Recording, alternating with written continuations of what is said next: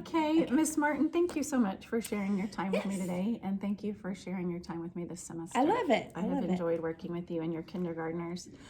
Today we're talking about our group of kiddos, our striving readers, who the standard that you set for them was to learn their letter names and sounds. Yes. And this has been a several weeks long Yes. cycle. What has gone well in that teaching? So the goal for them was to be able to put together their letter arc in 2 minutes or less. So we moved from the structured letter arc where the shadows are there to the blank letter chart where letter arc where there's just the middle and end. So most out of the 4 can put it together in 2 minutes or less. You're referring to the Nighthouse letter arc? Yes, the where they Nighthouse use letter the arc. capital letters? Yes. Yes, ma'am. Okay. Yes. And so we've got 3 out of 4. 3 that out are of able 4. to 3 out of accomplish 4 that. that it can accomplish that. Yes. Okay. Yes. So knowing that the majority of that group are achieving that standard, what does that mean about their learning? What does that say to you about the instruction you've provided? So they are making the connections between the letter and the sound, and being able to put those together to blend words, and that they are moving forward. I noticed, and I really loved what you did, where once they were able to complete the arc, you had them, first you had them use their circle counters just to identify the number of sounds in the word. Right. And then you scaffolded from that to pulling letters down to spell the words? Okay, Yes. awesome. And do you feel like having that step in the middle where they just focused on sounds initially was beneficial to making the connection? Yes. Okay. I thought that was really brilliant. What did I call those? Manipulatives. There we go. We call them chips. And I Chips. don't know why I call them chips, but Oh, because they're circular. Okay. Okay. So you're seeing great progress there.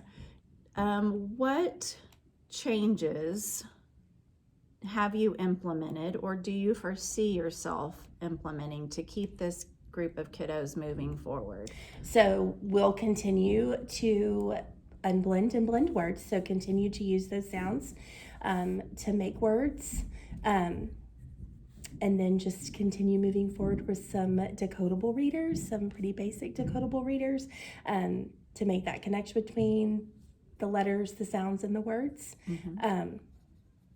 And then I have had some shifts. So to keep one of mine moving forward, he's been moved up to another group to give him some more reading experience.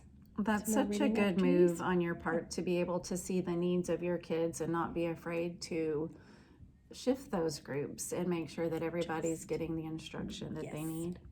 Okay, Miss Martin. And so what are your next steps? You said you're moving toward blending and unblending sounds. Yes. So you've taken your children from identifying all the letter names and sounds, then you move to hearing sounds and words, and then attaching the grapheme to it. And now you are looking at using those decodable readers. Yes. And then you said, as we were talking earlier, you said it was the explicit instruction that you had found to be so beneficial for these kiddos. The explicit letter and sound, and then just the repetitive blending and unblending of the sounds to make words. Yes, ma'am. And I had noticed that you were incorporating your sound wall and you were providing direct instruction on that as well. So today we used it for writing. So we pulled out our sound wall and we were practicing using it on the floor to make some harder words that they might use in their writing, like outside or playground. Oh, awesome. Yeah. Some at least 2-syllable words. Yes. That's so awesome, Ms. Martin. So not only do they have your direct instruction in small group when you do their letter arcs and their decodable readers, but then you're able to take some of that instruction with your whole group and provide the same. So we have a Nighthouse whole group lesson that we do. Okay. Reading readiness at the beginning of the year, and then second half is automatic and accurate reading, which is whole group.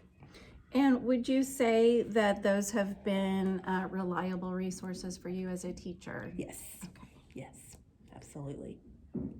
That's so awesome. Well, I thank you again for your time. Yeah. I have learned so much from you, Aw. and I have enjoyed being with your sweet It was really children. fun to have you in here. Thank you, friend. Yes, anytime.